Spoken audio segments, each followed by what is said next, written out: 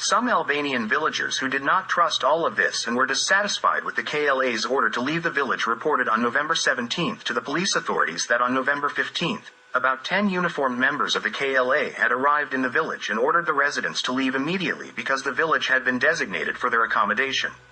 On the same day, most of the residents left Rachik and sought refuge in nearby villages. Immediately after that, Rachik became a significant terrorist stronghold from which attacks were launched on both the police and civilians.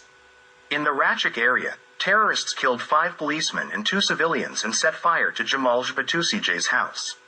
After the murder of policeman Svetislav Pasic on January 10, security forces launched an attack on Rachik. The battles were intense, and 184 terrorists were killed in them. The chief of the OSCE Observer Mission, American General William Walker, overnight between January 15 and 16, collected the bodies of 40 deceased terrorists and placed them in a mosque, presenting them as civilian victims allegedly killed by the police. Everything was well prepared, and Walker immediately brought Western journalists to portray it as the killing of innocent civilians. They prepared 45 corpses but displayed only 40, either because they didn't have civilian clothing to change them into or they were easily recognizable as members of certain Western military formations. Among these 40 corpses, 4 did not belong to Albanians. All indications lead to the conclusion that foreign instructors and various NATO special forces were present in Rachik because the KLA was NATO's infantry on the ground. Walker organized a press conference where it was stated that a crime against humanity had been committed in Rachik. He didn't wait for doctors' findings or autopsies but followed a pre-prepared plan to announce news that would shock the world. According to the New York Times on January 19, 1999, U.S. Secretary of State Madeleine Albright had already gathered her closest circle of trusted individuals and advisors from her department on Friday, January 15. She informed them that the agreement reached in October between the American negotiator Richard Holbrooke and Yugoslav President Milosevic regarding the pacification of the situation in Kosovo could be annulled at any moment. According to a statement from one of the attendees at her meeting, Albright had information about the events in Rachik. This implies that she had information about the events in Rachik before they occurred. William Walker stated in an interview with the German Junge Welt on January 20th, "The world should believe arguments and evidence provided by Yugoslav authorities rather than me." They brought in a Finnish forensic team led by Helena Ranta, a dentist who was not adequately qualified for this type of work. During the time the team was working in Pristina, the Finnish minister and the German ambassador were present. Ranta expressed her personal opinion at a press conference that the people killed in Rachik were civilians. This served as a pretext for the aggression against Serbia. Immediately after Walker's statement, the Western press started buzzing about the alleged crime against innocent civilians. CNN bombarded its viewers with images of corpses with visible traces of rats and other animals. This was the beginning of the build-up for a humanitarian intervention, which was essentially a Hitler-style aggression against Serbia. American journalist Roy Gutman and German journalist Erich Rathfelder allegedly discovered a mass grave on a landfill near Orhovec, in which, according to their estimate, 567 Albanians were buried, including 40 children. On French state television, news was broadcast that Serbs took a fetus out of an Albanian woman's womb in front of her husband. Her husband, in shock, tried to put the baby back into the mother's womb. German Defense Minister Rudolf Scharping elaborated on this and stated that a normal human brain can hardly withstand everything that is in the reports from Kosovo. When, for example, stories are told about a fetus being taken out of the stomach of a killed pregnant woman, roasted, and then put back into her torn womb. When you hear about systematic beheadings and dismemberments. When you hear that severed heads are sometimes used for playing football, then you can imagine that someone's stomach would turn from all of this. Carla Del Ponte, the prosecutor of the International Criminal Tribunal for the former Yugoslavia, ICTY, stated that, according to her information, there are 529 mass graves in Kosovo and Metohija where Albanians killed by Serbs are buried. 5 years have passed since then, and Mrs. Carla has not presented any of these mass graves. The hysteria is also fueled by so-called humanitarian organizations, the same ones that brought Mujahideen to Serbia, as well as Human Rights Watch and Amnesty International. Helen Ranta stated in an interview with German television Art in 2000, "I am aware that the whole scene was staged. All our investigations indicated that from the very beginning. It was Walker's decision to call it a massacre, and I systematically avoided using that term. On the anniversary of the aggression on March 24, 2000, Hashim Thaçi admitted in an interview with BBC that one unit of the KLA was active in Rasik, and many KLA members heroically died in battles with Yugoslav forces. American journalist Roy Gutman and German journalist Erich Rathfelder allegedly discovered a mass grave on a landfill near Orhovec, in which, according to their estimate, 567 Albanians were buried, including 40 children. Kosovo Verification Mission member, Swiss Pascal Neufer, stated to the Italian magazine, Limes, when the reports were not critical enough of the actions of the Serbs, they were either altered or torn apart. When the mission was completed, Italians discovered some reports in which American officials and Albanian personnel accused Italians, Russians, and Dutch of having a pro-Serb attitude because they reported on human rights violations committed by the KLA. Within the ranks of the KLA, there were many foreign volunteers, mercenaries, and members of various Western armies. At the end of July 1998, Serbian security forces dispersed a group of mujahideen in Drenica called Abu Bekir Sadiq, consisting of 70 mujahideen, of which 40 were foreigners. For the sake of full disclosure, it must be acknowledged that the authorities in Belgrade at that time did not take any action to prevent Walker's meddling. So began the aggression against Serbia, without a declaration of war and without the approval of the United Nations Security Council. The aggression was not directed only at Kosovo and Metohija but also at the entire territory of Serbia. Civilian objects, bridges, schools, and even hospitals were destroyed. Nuclear ammunition and chemical weapons were used, intended to turn Serbia into a dangerous and devastated space. The only war NATO has waged so far was a classical aggression of the Hitlerite type and openly on the side of terrorists. A state that had not provoked this war was attacked. Everything was then thrown underfoot.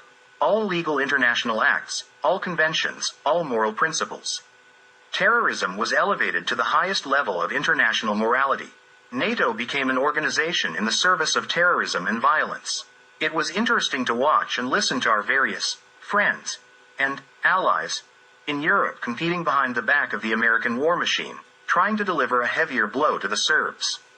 In France and Britain, 60% of the population demanded the sending of ground troops to Serbia. NATO already had its infantry on the ground, consisting of the KLA, the Albanian Army, British SAS, American Delta Force, and the French Foreign Legion.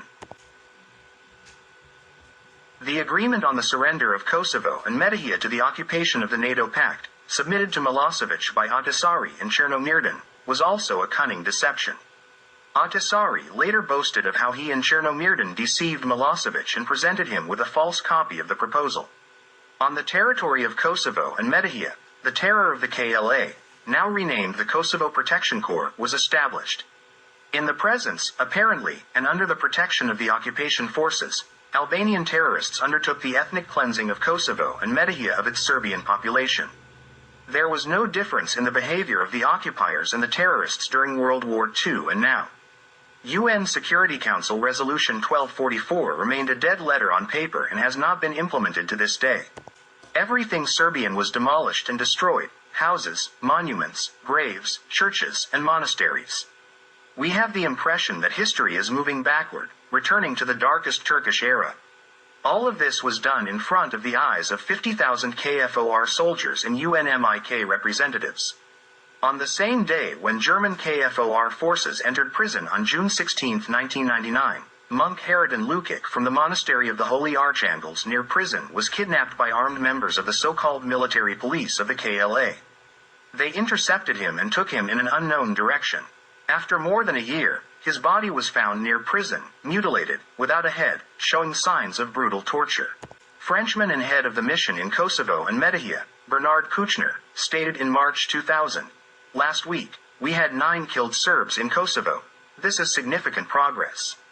In the memorandum of the Serbian Orthodox Church, published in 2003, it states, "Today's Albanians, betrayed and sold out by the communist heirs of Kosovo and Metohija, after the previous burning, demolishing, and destruction of more than 110 Serbian churches and monasteries in Kosovo and Metohija, want to demolish and eradicate even the remaining Kosovo-Metohija Serbian holy sites. Therefore, Despite NATO tank protection, they constantly attack the Pek Patriarchate, Visoki Dekani, and Gračanica, demanding NATO guards and armored vehicles to withdraw from them, so that they do not disgrace our democracy. Throughout the province, the terror against Serbs continued, including murders, kidnappings, and expulsions. None of the kidnapped Serbs, from then until today, has been found. None of those displaced has been returned to their homes or workplaces. None of the criminals have been apprehended. Even when some Albanian terrorists were later captured, they were quickly released due to lack of evidence. The impression was evident. Those responsible in NATO and other international forums simply left it to the Albanians to carry out their revenge and expel as many Serbs as possible to achieve an ethnically pure Kosovo, with a reduced number of Serbian and other non-Albanian inhabitants. In this way, they prejudged the future solution to the Kosovo issue in the direction of the absolute predominance and Albanian majority. This was demonstrated by the biased and one-sided work of all three UN High Representatives and other UNMIK structures, which were slowly established and have remained ineffective and unjust for Serbs to this day. Despite the presence of NATO and UNMIK, cities have been emptied of Serbs. Prison, Pek, Klina, Jarosvac, Gnjilane, Vatina, almost the entire Metahia, and many formerly mixed settlements in Kosovo. Article 42, Section 59.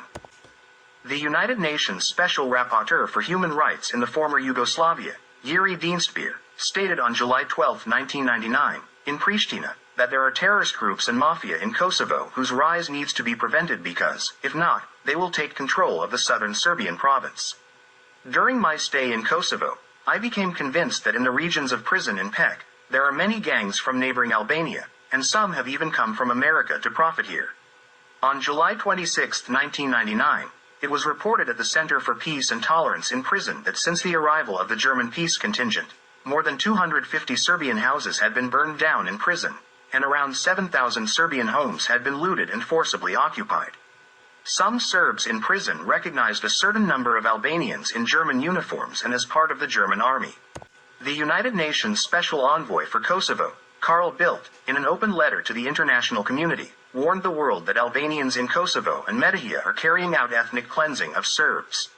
He says, "There is an unavoidable impression that a deliberately organized campaign is underway to ethnically cleanse Kosovo of the remaining Serbs." Alberto Dini states, "Serbs are victims of ethnic cleansing in Kosovo, as can be seen from the latest report of the UN High Commissioner for Refugees in Kosovo. Serbs are confined to their homes and terrorized. They have no access to public services or humanitarian aid distribution centers. The expulsion of Serbs continues, and violence takes on the characteristics of a systematic campaign, as indicated by the fact that Serbs are forced to sign documents relinquishing their property to Albanians. More energetic actions must be taken to prevent violence against Serbs." Thus, on September 8, 1999, London's Financial Times writes, "The head of the UN civilian administration in Kosovo will today seek support from the UN Security Council for his controversial plan to form a Kosovo Protection Corps, which would include members of the separatist KLA." In just the first 3 years since the arrival of the occupying forces in Kosovo and Metahia, 5,782 attacks on Serbs have been recorded, resulting in the deaths of 978 people. This text discusses various perspectives on the situation in Kosovo during that time, including concerns about ethnic cleansing and violence against Serbs. After the arrival of occupation forces in Kosovo and Metahia, 238,000 Serbs and 62,000 Karasarbies, Roma, were expelled. In the first 2 years of the occupation authorities, a total of 530,000 non-Albanians were expelled from Kosovo and Metahia. While the terror continues, discussions about democratic elections, multi-ethnicity, standards, and so on are taking place from New York to Brussels. The Albanian mafia, with money obtained from drug trafficking, pays certain American politicians who submit resolution after resolution to Congress for Kosovo's independence. Meanwhile, in The Hague, all Serbs who had any role in defending the country from aggression, including military and police commanders, are being tried as war criminals. This is a classic form of revenge because they failed to defeat them on the battlefield, and they dared to know how to defend themselves. In Serbia, puppet governments arrest and persecute those who have earned the highest honors and awards. They want to destroy the spirit of Serbian chivalry and any will to defend. Some were in a hurry, like Germany and its European Union, to complete the destruction of everything Serbian in Kosovo and Metohija and declare a second Albanian state on Serbian territory as soon as possible. March 17, 2004, was prepared for this, when a mass terrorist attack was planned to destroy everything Serbian in Kosovo and Metohija and then declare independence. The main organizer of the events on March 17 was Samadan Jazari, an Albanian in German service. Behind this pogrom was Germany, but not alone, also the European Union. Contingents from all European Union countries, except Italy, stood by with folded arms as Serbian sanctuaries went up in flames, Serbian houses burned to the ground, and Serbs were killed and persecuted. In the presence of occupation forces, over 150 Serbian temples, mostly important historical monuments, have been burned and destroyed, and such barbarism is beyond human history. The remaining Serbs live in ghettos worse than those of Native Americans in America. And the mouths of Europeans and our Europeans in Serbia are full of talk about feasibility studies, the path to Europe on 2 or 3 wheels, so that Kosovo and Montenegro would become independent states, and about Euroregions. The bidding continues for as long as it takes to send generals to The Hague as war criminals, just so we can obtain a feasibility study. There are also those, former leaders of DOS, democratic opposition of Serbia, who advise us to evacuate what little remains of the Serbs from Kosovo and Metohija in order to be accepted into the European Union more quickly. This means that it's the main condition for being accepted, and that feasibility study has arrived, in which Kosovo is not mentioned. Instead, independence for Kosovo is proposed in 4 stages. The European Union proposes a revision of the Dayton Agreement and the destruction of the Republic of Srpska, while simultaneously pushing Montenegrin mafiosos to carry out the secession of Montenegro from Serbia. This is the minimum price that Serbs must pay to be granted the status of a colony. Considering that Serbia is in the center of Europe, I fail to understand which Europe we should be heading to. Is it the renewed Holy Roman German Empire? To become good candidates, we must accept a path on 3 tracks and deliver as many generals as possible. Nobody asks us about the economy because it is not a condition. How could it be, when the leading economy in that empire, Germany, has collapsed and now has around 7 million unemployed? Greeks in their European paradise are so happy that demonstrators clash with the police in Athens every day due to unemployment and high prices. Let them keep their feasibility study. We thank them for the offer, but it is unacceptable.